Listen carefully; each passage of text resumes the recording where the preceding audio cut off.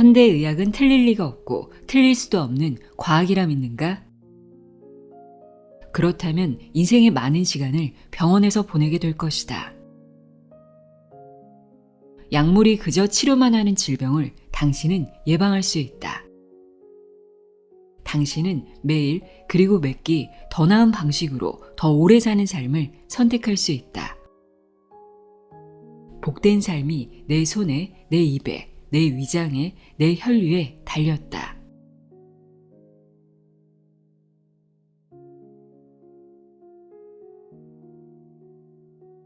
안녕하세요. 나의 소리책 갈피 소리내어 읽다입니다.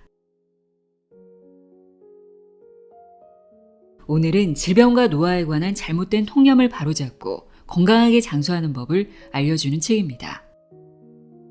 제목이 다소 파격적인데요. 건강을 책임진다고 믿었던 현대의학은 어떻게 우리를 더 병들게 했는가 라는 부제를 가진 로버트 러프킨의 내가 의대에서 가르친 거짓말들입니다. 저자 소개 간단히 읽어드릴게요. 로버트 러프킨. 대사 건강 및 장수 전문가로 사람들이 더 오래도록 즐기면서 살 수 있도록 돕고 있는 의학 박사이다. 수십만 명이 듣는 팟캐스트 건강과 장수의 비밀의 진행자이며 미국 서부 최고 명문인 USC와 UCLA 의과대학의 교수로 재직 중이다. 동시에 의사로서 환자들을 진료하고 있으며 200편 이상의 동료 평가 논문과 14권의 저서를 발표했다.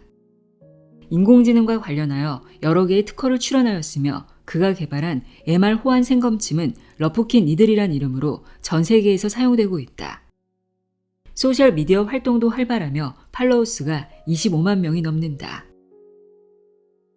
저자는 의료 영양사였던 어머니 덕분에 어렸을 때부터 건강식을 먹으며 자랐고 의사가 되어 그가 배운 대로 살았지만 4가지 병을 얻게 됩니다. 이 4가지 병은 아버지도 걸린 병으로 고혈압과 통풍성 관절염, 이상지질혈증, 당뇨 전 단계입니다.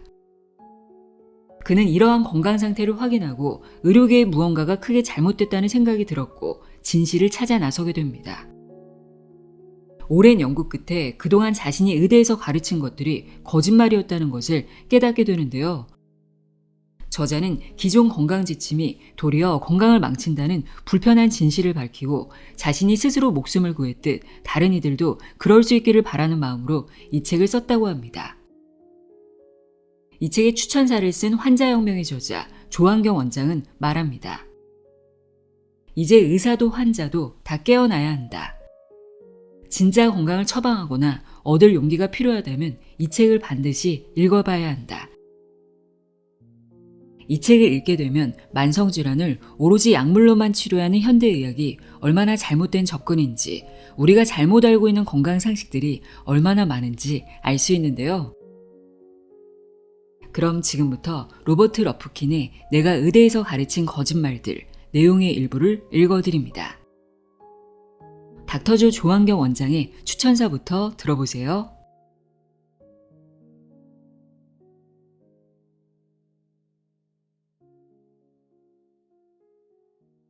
추천사.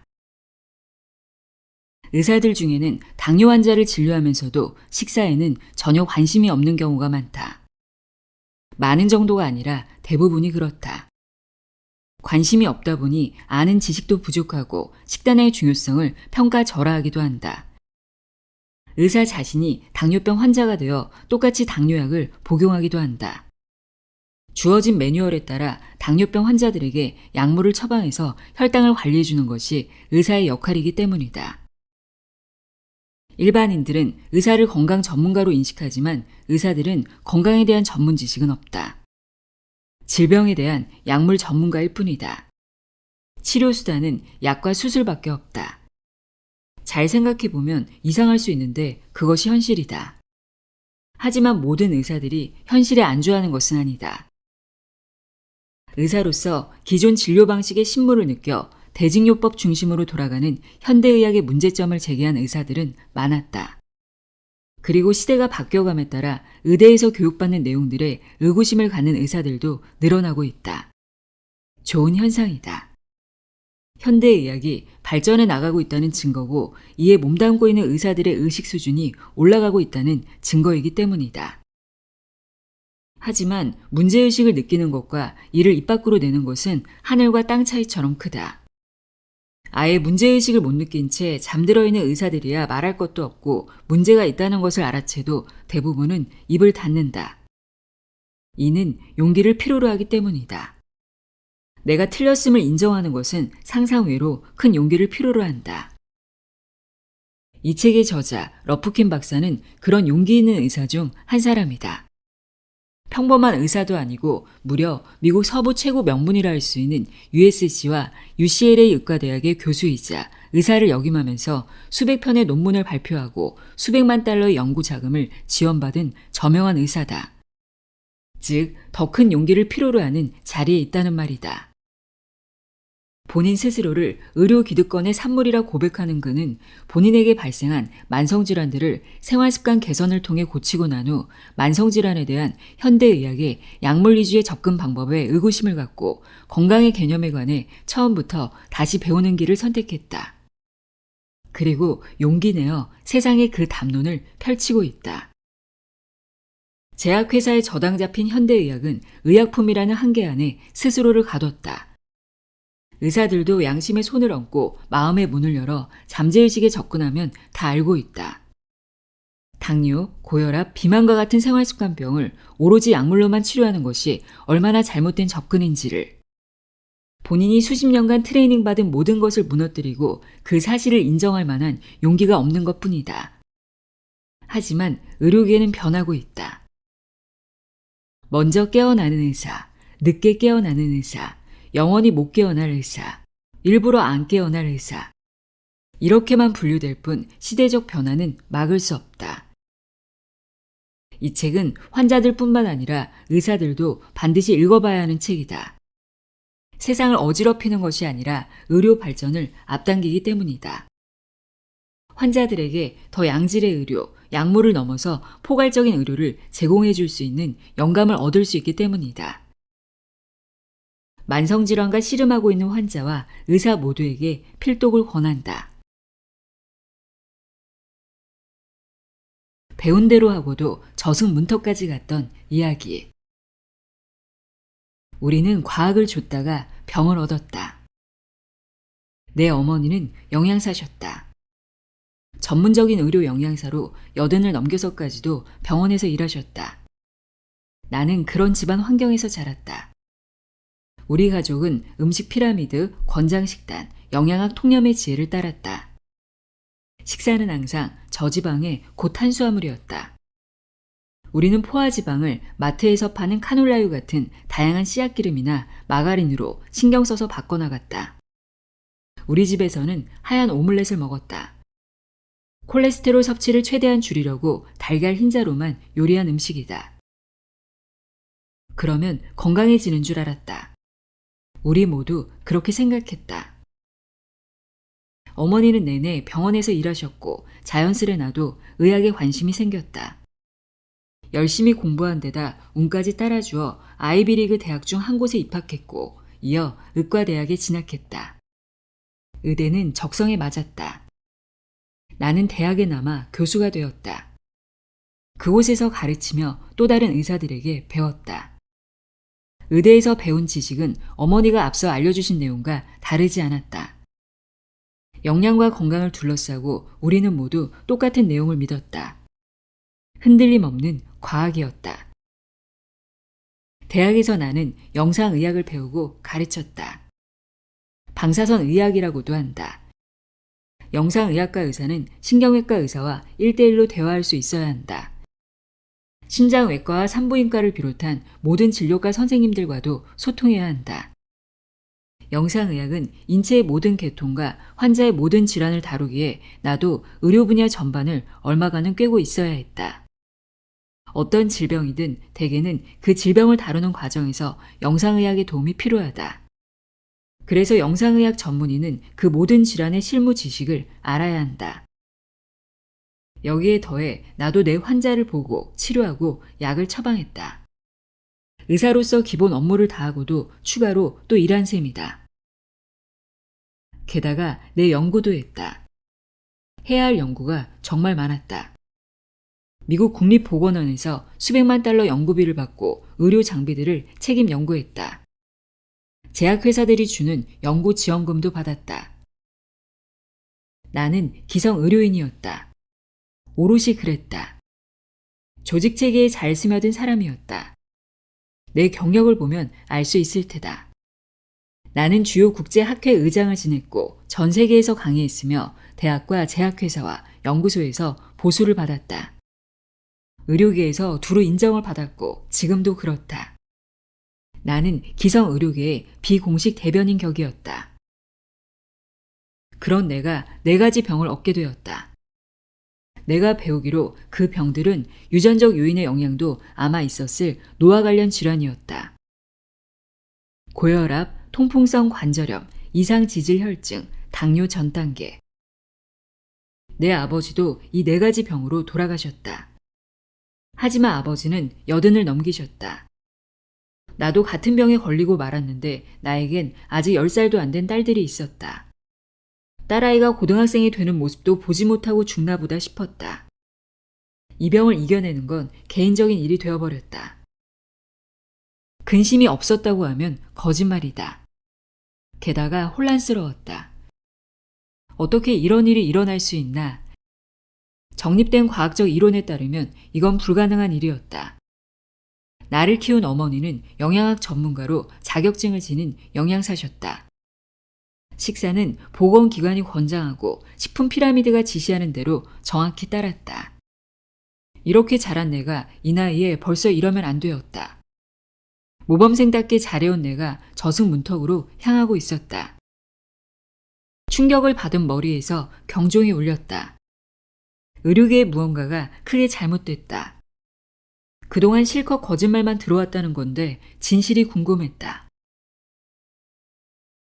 신뢰할 수 없는 과학을 믿었던 나. 젊은 나이에 죽음이 눈앞에 아른거렸지만 나는 2가지 이유로 운이 좋았다. 먼저 내게는 과학계 탐사 보도로 명성을 날리는 기자 친구가 있었다. 물리학 연구 실태와 노벨상 수상자들의 씁쓸한 뒷이야기를 고발해서 유명해진 친구다. 우리는 산타모니카 한 카페에 아침 식사를 하러 드나들다가 이따금 마주쳤다. 그는 궁금한 게 있으면 나에게 물었다. 대화는 카페를 나와 내가 진실이라고 믿는 지식을 의대생과 수련이 전공의에게 가르치러 학교로 가는 동안에도 이어졌다. 알고 보니 그때 그는 막 의료 영양학에 관심을 기울이던 참이었다. 과학이 오답을 내놓는 바람에 결과적으로 공중보건이 망가진 극명한 사례로 본 것이다. 그의 이름은 게리 타우브스다. 이렇게 해서 그가 출간한 영양학 관련 책은 모두 베스트셀러가 되어 한 세대 의료인들의 생각을 완전히 바꾸어 놓았다. 나 또한 진득이 지켜온 믿음을 뒤적여 다시 검토해보는 계기가 되었다. 내 친구 게리와 그의 취재 결과에 관해 좀 더 알고 싶다면 좋은 칼로리, 나쁜 칼로리를 비롯한 그의 여러 저서를 읽어보기 바란다. 대표적으로 그는 저지방 식단이 건강 유지에 도움이 되지 않는다고 폭로했다. 그러기는커녕 우리를 더 병들게 만들 가능성이 크다는 게 진실이란다. 그것도 대중이 의구심을 품지 않고 오히려 건강이 개선되고 있다고 믿게 만드는 방식으로 말이다. 이런 사실을 깨달은 나는 마치 머릿속에서 폭탄이 터진 듯 했다. 자라는 내내 그 반대로 믿도록 교육을 받았기 때문이다. 틀린 정보가 오직 이것뿐일까? 2번째 행운은 내 전문 분야가 영상의학이라는 점이었다. 나는 다행히 영상의학 전문의로서 다양한 종류의 만성질환을 다뤄볼 수 있었다. 신경외과, 산부인과, 순환기뇌과, 신장뇌과, 내분비뇌과, 신경과, 안과 등 다른 진료과 전문의는 자신의 전문 분야에만 더 집중하므로 큰 그림을 놓치기도 한다. 또한 나는 영상의학과 의사로서 실제 질병을 들여다볼 수 있었다. 이를테면 관상동맥 협착, 출혈성 뇌졸중 환자의 혈액, 내장지방, 간지방, 악성 신생물, 알츠하이머병의 뇌위축, 당뇨성 궤양, 기타 합병증 같은 병증들이었다. 이런 만성질환의 병변을 병원에서 매일같이 관찰했다. 이 같은 도구를 손에 쥔 나는 수많은 논문과 책을 읽어나가며 나 자신을 다시 교육하기 시작했다. 그리고 내가 가르쳐온 지식이 이제는 오류로 밝혀지고 있다는 사실을 알게 되었다. 영양, 건강, 장수와 관련해 내가 믿어온 모든 것이 내 친구 게리가 밝혀낸 풍부한 증거와 충돌했다. 영양사인 어머니에게 또 의과대학에서 배운 지식과 반대되었다. 심지어 내가 UCLA 데이비드 개펀 의대 영상의학과 교수로 재직하며 수십 년간 의대에서 가르친 내용과도 어긋났다. 나는 게리가 만들어낸 새로운 건강 개념의 틀이 내가 영상의학과 의사로서 익히 알고 있던 인체의 여러 계통에 어떻게 얹히는지를 보았다. 어떻게 내가 그렇게도 틀릴 수 있었을까? 의료기관이 어떻게 그럴 수가 있나? 심지어 그렇게 오랫동안 말이다. 수십 년간 알츠하이머병, 심장병, 당뇨병, 관절염은 별개의 질병으로 여겨왔다. 하지만 게리의 책과 다른 후속 도서들, 논문, 기사 연구에 따르면 그 질환들은 모두 대사 이상이다. 사실 해마다 미국의 주된 사망 원인 상위 10개 중 8가지가 대사증후군과 직접 관련이 있다. 우리는 지난 코로나 팬데믹 때보다 더 큰 의료 위기를 맞닥뜨렸다. 이런 실태를 대중은 모른다. 만성질환 비율이 지난 100년간 꾸준히 증가하다가 지난 20년 새 엄청나게 치솟았다. 2000년부터 2010년 사이에 만성병을 2가지 이상 겪은 중년 성인의 비율이 16%에서 21%로 뛰었고 불과 4년 후인 2014년에는 32%로 늘어났다. 지금은 미국 성인의 다중 만성질환 유병률이 꽉 채운 40%에 도달한 상태다. 그 결과 우리의 건강 수명이 역사상 처음으로 줄어드는 추세다. 어쩌다가 내가 질병과 건강, 인체해부, 생리학을 둘러싼 거짓말을 믿고 가르쳤는지, 하물며 그 거짓말이 어떻게 기성의학계를 지배하는 절대 상식이 되었는지 알아보자. 지금 나는 놀라운 주장을 하고 있다. 기성의학계 안팎에서 많은 이가 그렇게 생각할 터다. 의대 교수인 나는 물론이고 의학계 전반이 거짓말을 한다니. 그 거짓말이 진짜인지 아닌지 알려면 증거를 봐야 한다. 그렇다고 그 놀라운 증거를 만나기 위해 여러분이 100쪽, 50쪽, 아니 단 5쪽이라도 자료를 읽어야 한다면 부당하다. 그래서 이 책이 다루는 거짓말 중 일부를 이번 장에서 대략적으로나마 훑을 생각이다. 내가 거짓말이라고 표현한다고 해서 대중을 괜스레 무덤으로 빨리 끌고 들어가려고 기만하고 조종한다거나 또는 그렇게 몰아가려는 의도가 있는 오류라는 뜻은 아니다. 그저 정직한 실수의 결과물인 거짓말도 있다. 하지만 다른 거짓말들은 고의적인 오류이며 그 중에는 금전적인 유인이 있다. 예를 들어보자. 미국 심장협회는 제당회사의 돈을 받고 그들이 아낀다는 소비자에게 해로운 조언을 협회 이름으로 제공할 수 있도록 허용한다. 자세한 내용은 나중에 다루겠다.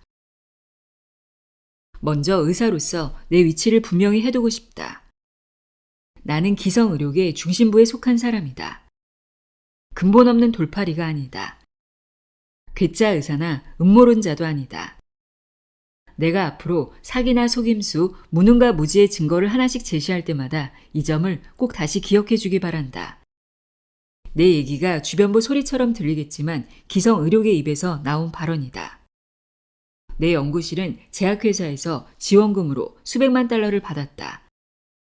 내가 작성한 약물 평가서는 내용이 긍정적이지 않으면 제약회사에서 발표를 허락하지 않았다. 관행이 그렇다. 나는 동료 검토를 거친 과학 소논문을 수백 편 썼고 6개 언어로 번역된 의학 교과서를 12권 넘게 집필했다.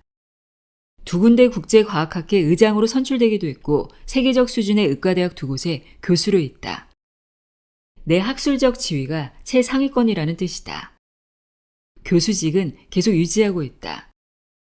무엇보다도 나는 과학자다. 과학을 좇는 사람이다. 과학이 나를 어디로 이끌든 설령 그 길이 내가 진실이라 생각했던 모든 것에서 멀어지더라도 말이다. 또한 나는 환자를 진료하고 그들과 상담했으며 의대생과 수련의와 전공의를 포함한 건강 전문가를 수백 명 길러내는데 이바지했다. 그들에게 틀린 지식을 가르쳐 왔을 수도 있겠다는 생각은 고약한 가능성이지만 분명한 현실이기도 하다. 우리가 알아내는 지식이란 유동적이며 계속 진화하기 때문이다.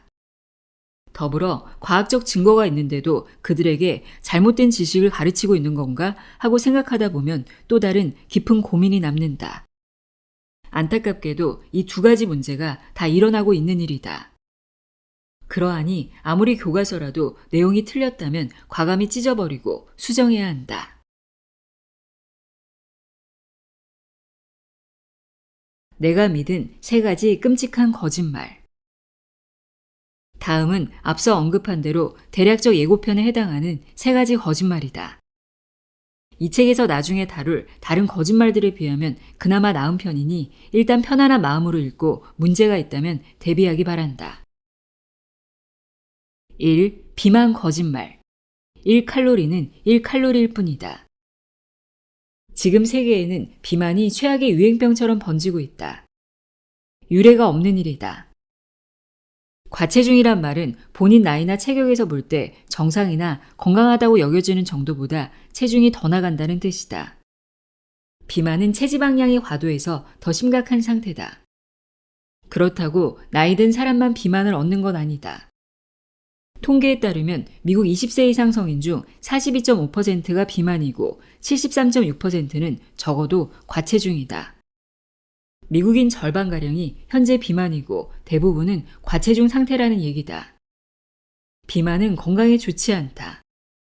더욱이 고혈압, 당뇨병, 심장발작, 뇌졸중, 알츠하이머병, 암 등 여러 만성질환으로 나타나는 대사 이상의 지표이기도 하다. 비만이라는 유행병의 원인을 밝히고 치료법을 찾으려는 노력은 하나의 거짓말에서 출발한다. 1칼로리는 1칼로리다. 간단한 이 거짓말은 비만이 열량을 지나치게 많이 섭취해서 생겼다고 암시한다. 2가지 이유에서 이 거짓말은 틀렸다. 먼저 열량 자체만으로는 비만을 일으키기 어렵다. 여기에는 다른 요인이 필요하다. 또한 열량은 유형마다 비만 조절에 달리 작용한다.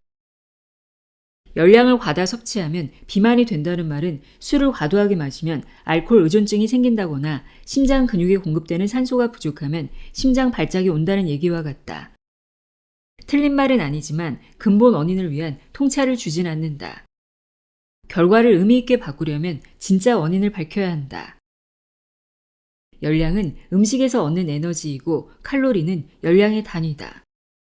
사람이 살려면 에너지, 곧 열량이 필요하다. 열량은 모두 똑같이 발생하므로 어떤 음식을 먹고 열량을 얻든 상관없다. 따라서 살을 빼고 싶거든 단순히 열량 섭취만 줄이면 된다는 얘기는 거짓말이다. 우리의 모든 에너지는 우리가 먹는 음식의 열량에서 나온다는 발상에서 이런 거짓말이 생겨났는데 이 지점은 맞다. 이른바 에너지, 곧 열량은 보존된다는 열역학 제1법칙이다. 그런데 이 법칙이 거짓말을 뒷받침하는 근거로도 쓰인다. 예를 들어 최근 발표된 한 논문에서는 이렇게 주장한다. 식단의 다량 영양소가 어떻게 구성되든 상관없이 열역학적으로 1칼로리는 1칼로리다. 이런 내용을 비만의 에너지 균형 이론이라고도 한다. 하지만 섭취 칼로리는 소모 칼로리와 같다는 지나치게 단순화된 등식이다. 섭취한 열량이 곧장 소모되지 않고 지방으로 저장될 수도 있기 때문이다. 남아도는 체중 문제로 고민해본 사람이라면 누구나 고개를 끄덕일 터다. 그래서 등식을 바로잡아보면 섭취 칼로리는 소모 칼로리 더하기 저장 칼로리가 된다. 체중 증가를 제어하는 핵심은 섭취한 열량 중 얼마를 태우고 얼마를 저장하느냐에 있다. 전체 칼로리 숫자가 아닌 우리 몸의 생화학적 신호가 문제를 푸는 열쇠다. 그 신호를 보내는 장본인이 바로 인슐린이라는 호르몬이다. 인슐린은 열량을 주로 지방으로 저장하라고 세포를 향해 신호를 보낸다. 이때 열량이 지방으로 저장되지 않으면 소모되어 사라질 것이다. 그러면 살이 찌지 않는다. 인슐린 신호가 커져서 지방을 저장하면 소모되는 열량은 그만큼 줄어든다. 따라서 인슐린이 활성화되지 않으면 아무리 많이 먹어도 열량이 지방으로 저장되지 않는다. 살은 찌지 않고 대신 모든 열량이 태워진다. 정리해보자. 비만해지려면 열량이 필요하지만 열량만으로는 비만을 일으키지 못한다. 비만이 생기려면 인슐린이 있어야 한다. 비만은 단순한 칼로리가 아닌 인슐린 문제다. 만약 모든 음식이 동등하게 인슐린을 자극한다면 1칼로리는 그냥 1칼로리일 뿐이라는 말은 옳다. 모든 음식이 인슐린을 똑같은 방식으로 깨우지 않으니까 거짓말이라는 얘기다. 식단을 구성하는 3가지 다량 영양소에 범주가 있다. 이 중 탄수화물은 인슐린을 강하게 자극한다. 단백질은 얼마간 자극한다. 지방은 거의 자극하지 않는다.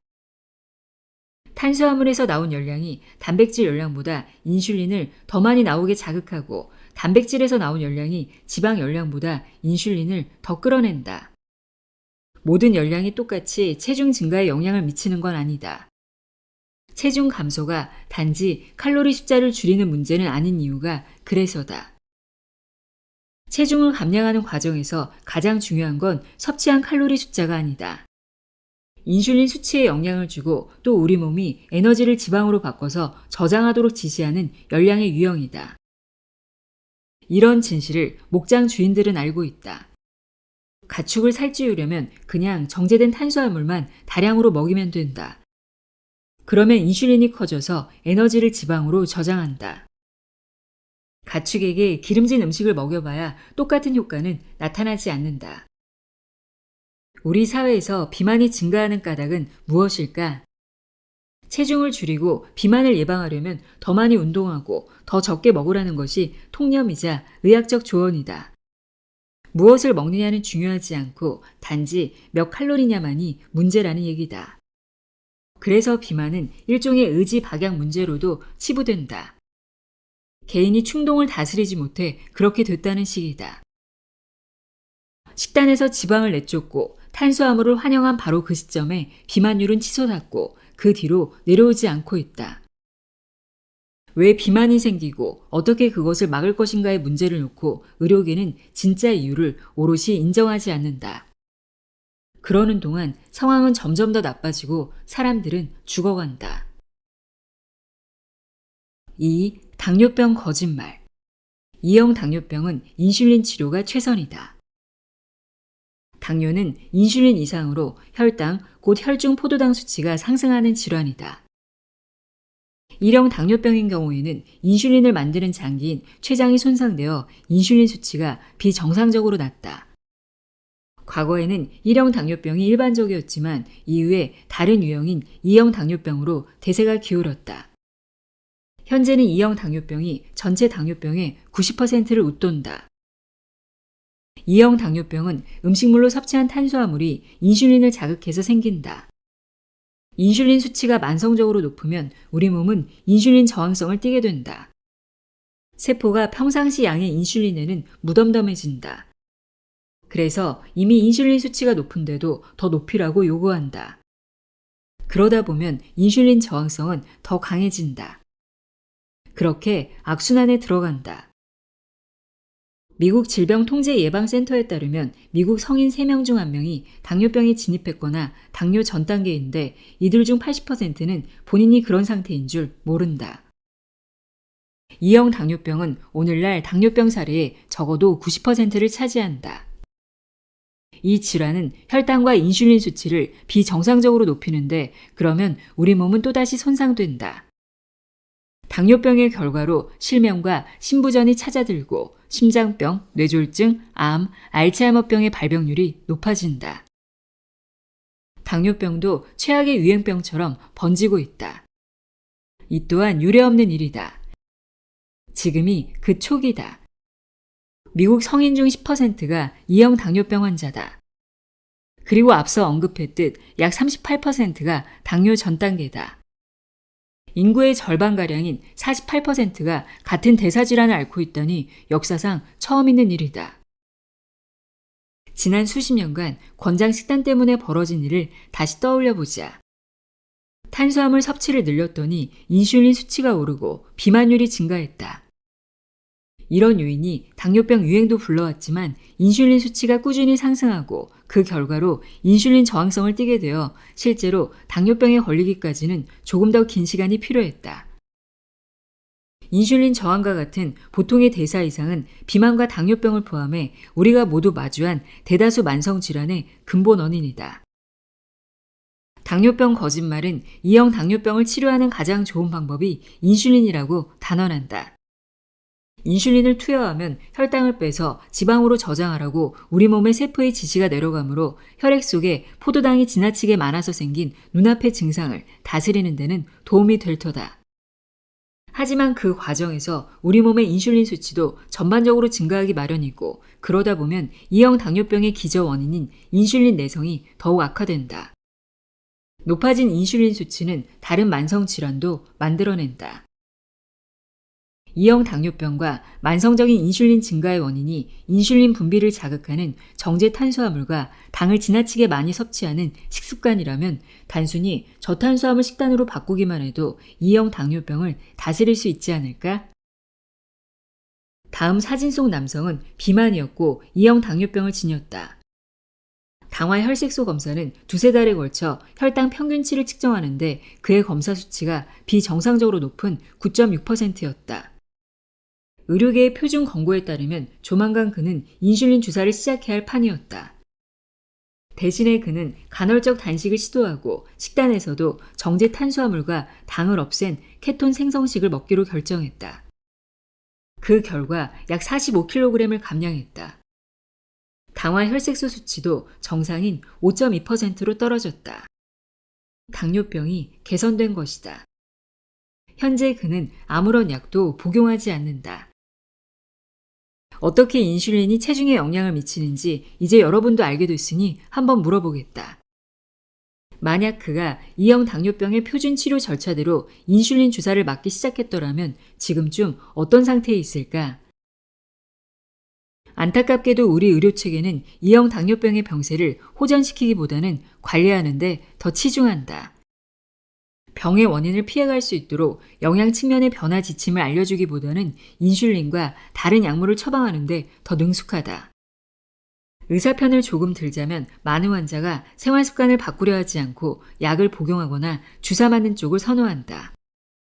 하지만 생활 습관을 다르게 선택하면 얼마나 강력하고 효과적인 변화를 맞이하게 되는지 대다수 사람은 잘 모른다. 3. 심장병 거짓말. 식이성 포화지방과 콜레스테롤이 심장병을 일으킨다. 미국인의 사망 원인 1위가 심장병이다. 심장 질환에 비하면 당뇨병이나 코로나19는 물론 우리가 병원을 찾는 이러저러한 이유는 대체로 대수롭지 않게 보인다. 심장 질환의 정확한 명칭은 관상동맥 질환이다. 관상동맥은 심장에 혈액을 공급하는 핏줄인데 이 동맥이 좁아지면 심장 발작이 온다. 의사들은 일찍부터 동맥의 축상 경화증, 협착 때문에 심장질환 대부분이 생기며 하필이면 그곳에 콜레스테롤이라는 지방의 일종이 많다는 사실을 알았다. 여기에 상관관계는 있었지만 반드시 원인은 아니었다. 마치 폐암 환자의 손가락을 보면 다수가 담배 연기의 진 때문에 누런 것과 마찬가지다. 누런 손가락은 폐암과 연관이 있지만 손가락이 누렇다고 폐암에 걸린 것은 아니며 그 반대 역시 그렇다. 그 후 1913년에 러시아의 병리학자 니콜라이 아니치코프 박사가 실험실 토끼에게 콜레스테롤이 잔뜩 든 먹이를 먹였더니 토끼의 혈중 콜레스테롤 수치가 높아지면서 전형적인 죽상성 지방반들이 생겨난 현상을 발견했다. 이 연구는 단순한 연관성이나 상관관계가 아닌 인과관계를 드러내려고 특별히 설계한 실험이었다. 아니치코프의 이 연구는 이후 의학의 10대 발견 중 하나로 인정받았다. 또 다른 저자는 이 연구를 20세기 심장질환 연구의 가장 위대한 발견 10가지 중 하나로 꼽았다. 1958년 당시 스탠퍼드 대학 의대 병리학과 학과장이었던 윌리엄 독 박사는 한 사설에 이렇게 썼다. 그러므로 아니치코프의 초기 연구는 혈액순환을 밝힌 윌리엄 하비의 연구나 호흡할 때 산소와 이산화탄소의 교환을 들여다본 라부아지의 연구에 견줄만하다. 대단한 찬사였다. 오류에서 출발한 연구였다는 점을 몰랐으니 말이다. 아니치코프는 토끼가 풀을 먹는 초식 동물이라는 점을 간과했다. 토끼가 먹는 식단에서 콜레스테롤은 이물질이다. 콜레스테롤은 오직 동물성 먹이로만 섭취할 수 있다. 그래서 연구자들은 정상적인 먹이를 취식하는 과정에서 콜레스테롤을 섭취하는 개 같은 잡식 동물을 대상으로 똑같은 실험을 거쳤다. 실험 결과는 뒤죽박죽이었다. 1953년에는 앤설 키스가 관상동맥 질환 사망률과 지방 섭취 칼로리량 사이에 관련성이 있다는 중요한 연구 결과를 발표했다. 6개국 중년 남성을 대상으로 진행한 연구였다. 이 수치는 지방 섭취와 심장질환 사망률 간에 거의 일치된 상관관계를 보여주었다. 일본인은 1000명당 사망률이 1명을 밑돌았다. 지방 섭취량이 총 열량 대비 10% 미만이었다. 미국인은 1000명당 사망률이 7명을 넘었다. 지방 섭취량이 총 열량 대비 약 40%였다. 이탈리아와 잉글랜드, 웨일스, 호주, 캐나다가 이 멋들어진 곡선을 따라 중간 어디쯤에 자리를 잡았다. 키스는 나중에 다시 재현 연구를 진행해서 발표했고 그렇게 그의 식단, 심장 가설에 기반이 닦였다. 식이지방은 혈중 콜레스테롤을 늘리고 콜레스테롤 수치를 높여서 심장 질환을 일으킨다는 내용이다. 이 모형이 이후 70년 동안 식사와 심장 질환을 둘러싼 의료계의 사고와 공공보건 정책을 규정했다. 수치가 약간 틀렸고 연구 결론이 부정확하다는 점을 제외하면 추론은 명료했고 완벽하게 이치에 가닿았다. 그런데 관련 자료가 있는 국가는 22개국이었고 그 중에서 키스가 자신의 논지에 들어맞는 6개국 자료만 가져다 썼다는 사실이 나중에 밝혀졌다. 22개국을 모두 연구에 포함했더라면 결과는 어땠을까? 사실상 상관관계는 찾을 수 없다. 만약 키스가 다른 6개국을 골랐다면 정반대 결론에 이르렀을 수도 있다. 관련 자료를 모두 놓고 따져보니 그의 연구 결론이 명백하게 틀렸다는 사실이 드러났다. 그 다음은 1967년이다. 하버드 공중보건대학 영양학부 학과장 프레드 스테어와 동료들은 권위 있는 뉴 잉글랜드 의학저널에 식이지방과 탄수화물 그리고 죽성경화증이라는 다소 포괄적인 내용의 논문을 발표했다. 논문 결론은 이랬다. 미국인의 식단에서 관상동맥 질환을 예방하기 위해 유일하게 필요한 식이요법은 콜레스테롤 섭취를 줄이고 포화지방 대신 다가 불포화지방산을 먹는 것뿐이며 여기에 의심할 여지는 없다. 일은 2016년에 터졌다. 스테어와 그 연구팀이 한 제당회사에서 몰래 거액을 받은 사실이 들통났다. 심장 질환의 책임을 설탕 대신 지방에 뒤집어 씌운 대가였다. 논문 저자들은 이 사실을 공개하지 않았다. 이런 처사는 명백한 이해관계 충돌이자 연구 부정행위다.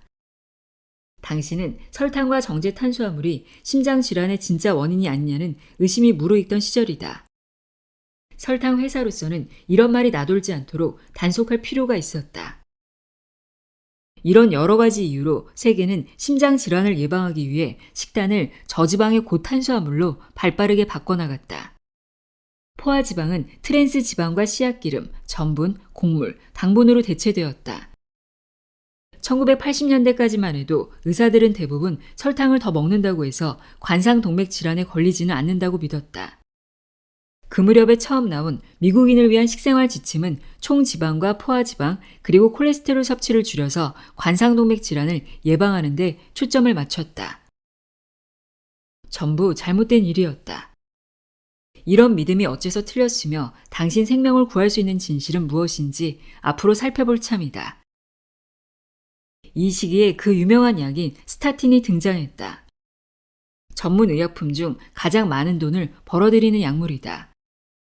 그 결과로 오늘날 1조 달러 규모의 제약 및 식품 산업이 탄생했는데 여기에는 심장 질환의 원인이 지방 섭취와 LDL 콜레스테롤 증가에 있다는 가정이 깔려 있다. 미국 질병통제예방센터에 따르면 미국인 셋 중 1명은 당뇨 전 단계이며 당뇨병 환자의 80%가 심장 질환으로 사망한다. 심장 질환은 이미 미국인의 사망 원인 1위다. 그런데다가 미국 질병통제예방센터는 2000년 이후 출생자가 이전 세대 인구에 비해 당뇨병을 더 많이 겪을 것이라고 현재 추정한다. 따라서 심장질환 사망자는 더 늘어날 터다. 심장질환은 벌써 메디케어 지출 항목의 맨 꼭대기에 있다. 이렇게 유례없이 수명을 단축하는 비감염성 유행병을 예방하기 위해 미국 질병통제예방센터는 무엇을 하고 있을까? 원인 대신 증상을 치료한다. 대증 치료만으로도 얼마간 개선은 되었다. 심혈관계 질환 사망률이 비만이나 당뇨병과는 달리 감소했지만 미래에는 다시 증가하리라고 본다. 이런 일시적인 감소를 일각에서는 저지방 식단, 스타틴, 관상동맥 스텐트 시술이 거둔 효과라고 여긴다. 우리는 그 효과를 대부분 금연을 권장하고 고혈압을 치료하고 급성 관상동맥 치료실을 개선한 덕분이라고 주장한다. 사망률은 낮아지는 추세이지만 심장질환 전체 발병률, 곧 심장병 환자 수는 변함이 없다. 사망 원인으로는 여전히 코로나19, 암, 뇌졸중, 그 밖의 모든 질환을 넘어선 1위다. 많은 이가 관상동맥 질환은 관상동맥 스텐트 시술이나 수술로 치료해야 한다고 믿는다. 나중에 해당 질환으로 사망할 가능성을 현저히 낮춰준다고 생각해서다. 하지만 이 두 가지 의료 접근법으로는 죽상경화성 관상동맥 심장질환의 뻔한 경과나 최종 결과를 바꾸지 못한다. 그 까닭을 앞으로 살펴볼 참이다. 또한 이 질환의 진짜 병리적 기전은 무엇이며 약물을 쓰거나 수술을 하지 않고 그 원인을 예방하려면, 더 나아가 병세를 꺾으려면 어떻게 해야 하는지도 알아보려고 한다. 지금까지 소개한 3가지 거짓말에는 공통점이 하나 있다. 인슐린을 만들어내는 저지방, 고탄수화물 식단이 배후라는 점이다. 이 식단은 1970년대에 국가 정책이 되었다. 1955년 아이젠하워 대통령이 심장 발작을 일으킨 다음이다. 그러자 사람들은 지방이 심장 발작을 일으킨다고 써댔고 조지 맥거번 상원의원은 의회 공청회를 열기도 했다.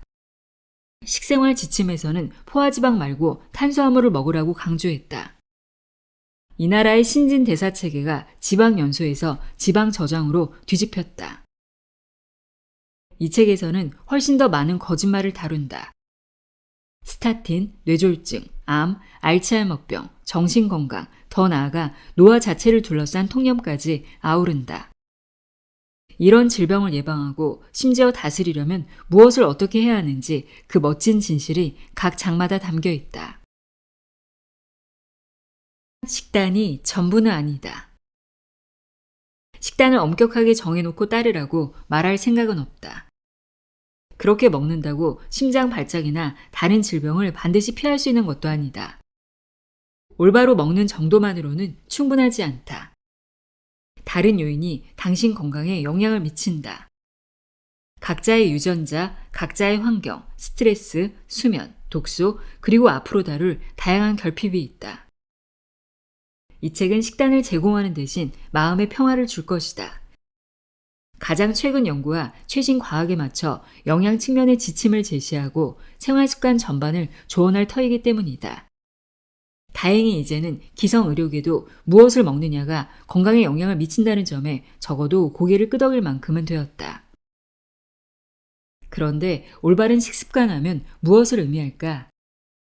다이어트와 식단에 관해서라면 수많은 책이 있다. 내용도 고만고만하게 조금씩 다르다. 게다가 영양만이 환경과 유전적 요인을 포함한 위험 요소들에 대처하는 단 하나의 해답인 것도 아니다. 올바로 먹는 사람이더라도 40대와 50대에 일찍 사망할 가능성은 여전할 수 있으며 정작 그 점을 모르기 십상이다. 바로 내가 그랬다. 모든 것을 올바르게 실천한 사람이 나다. 그런데도 생명을 위협하는 만성질환에 걸렸고 그 때문에 죽을 수 있었다. 이 책은 음식 섭취를 더 넓은 관점에서 다룬다. 음식물이 몸에 들어가면 무엇이 어떻게 되고 왜 그런지를 알려준다. 이전 다른 책들보다 이 부분에 한층 더 주목한다. 다이어트 분야 베스트셀러나 평단의 찬사를 받은 식생활 관련 책들이 다루지 않은 내용도 들여다본다. 그중 하나가 요산과 호모시스테인 수치인데 이 검사를 한번 받아봐도 괜찮다. 하지만 역시 가장 중요한 건 질병을 둘러싼 거짓말들이다. 이 책 마지막에 가서는 노화와 장수에 관해 알아본다. 장수를 고민할 때 노화, 특히 대사 기능과 관련된 돌파구가 있다. 그 혜택을 누리며 몇 년 더 살 수 있도록 관련 내용을 여러분에게 들려줄 생각이다. 얘기가 나왔으니 말인데 노화와 관련해서도 거짓말이 돈다. 세월이 흘러 육신이 마모되면 늙는다는데 이는 거짓말이다. 이제는 이 말이 사실이 아님을 안다. 노화는 프로그램이다. 어떤 동물은 다른 동물에 비해 노화가 더 강력하게 프로그램되어 있다. 가령 태평양 연어는 산란하고 바로 죽는다. 그런가 하면 사실상 늙지 않는 동물도 있다. 모든 만성질환의 가장 큰 단일 위험 요인은 바로 노화라고 생각되어 왔지만 반드시 그런 건 아니다. 그런데 이 지점에서 사실과 어긋나 버리면 노화에 관한 더 많은 내용이 다 틀리게 된다. 진실을 알면 비명을 지르고 싶어질지도 모른다.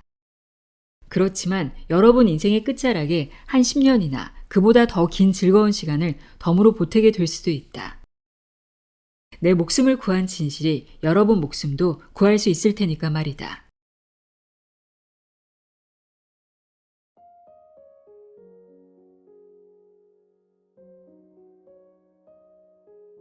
내가 의대에서 가르친 거짓말들 읽어드렸습니다. 우리가 잘못 알고 있는 건강 관련 상식과 믿음이 많다는 사실을 알 수 있었는데요. 의학의 발전으로 우리가 얻고 있는 건강상의 이득도 분명히 있습니다. 하지만 나의 건강을 무조건적으로 병원과 약물에 의지하기보다 스스로 돌보려는 주체적이고 적극적인 태도를 가져야겠습니다. 오늘도 함께해 주셔서 고맙습니다.